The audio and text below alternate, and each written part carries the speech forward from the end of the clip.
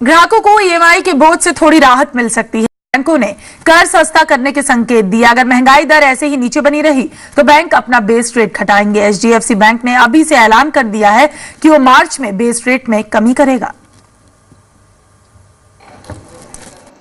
Reserve bank की पिछली credit policy में भले ही कर्ज सस्ता नहीं हुआ है, लेकिन बैंक जल्द ही बेस रेट घटाकर लोन सस्ता कर सकते हैं। बैंकर्स के मुताबिक बेस रेट घटाने के लिए कई वजहों से माहौल बन रहा है। पहला ये कि मनी मार्केट और विदेशी बाजारों में कर्ज सस्ता हुआ है। ऐसे में कंपटीशन में बने रहने के लिए बैंकों को बेस रेट घटाना पड़ेगा। मनी मार्केट और विदेशी बाजारों में मिल रहे सस्ते लोन की वजह से ही कंपनियां बैंकों से लोन कम ले रही हैं। नकदी के बेहतर इस्तेमाल के लिए बैंकों के पास बेस रेट घटाकर लोन डिमांड बढ़ाना ही बढ़िया रास्ता है। फिक्स डिपॉजिट पर ब्याज घटाकर बैंक आगे बेस रेट घटाने का माहौल बना रहे हैं।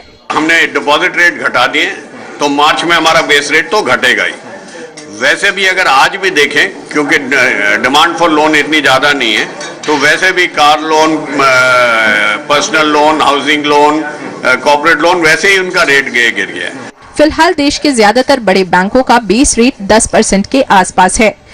एसबीआई, आईसीआईसीआई बैंक और एचडीएफसी बैंक का बेस रेट 10% है, जबकि bank of Baroda, Punjab national bank और बैंक ऑफ इंडिया का बेस रेट 10.25% है और एक्सिस बैंक का बेस रेट भी इसी के आसपास है। अगर 10.5% वाले 50 लाख के 20 साल मियाद वाले होम लोन पर बेस रेट 0.25% घटता है तो ग्राहकों को सालाना 10,000 रुपए से ज्यादा की बचत होगी। बेस रेट्स भी कम होने की जो शुरुआत है, मेरे ख्याल से मार्च तक नहीं रुकेगी, उसके पहले ही हम उसमें मूवमेंट देखेंगे और एक दो अगर मेजर बैंक्स ने किया तो बाकी सारे बैंक्स को फिर वो फोर्स हो जाते हैं उसको कम करने के लिए। बैंक बेस रेट में कमी की बात इसलिए भी खुलकर कर रहे हैं क्योंकि रिजर्व बैंक ने हाल की क्रेडिट पॉलिसी में नसीहत दी थी कि बैंक मनी मार्केट में घटती लागत का फायदा ग्राहकों को दें और कर्ज सस्ता करें। अमोल देठे के साथ सिल्की सिंह, जी मीडिया, मुंबई। देश के दिग्गज कंपनियों के प्रतिनिधियों ने रेल मंत्री सुरेश प्रभु के साथ बात की। रेलवे इन्वेस्टर्स मीट में निवेशकों ने रेलवे की कोशिशों को सराहा।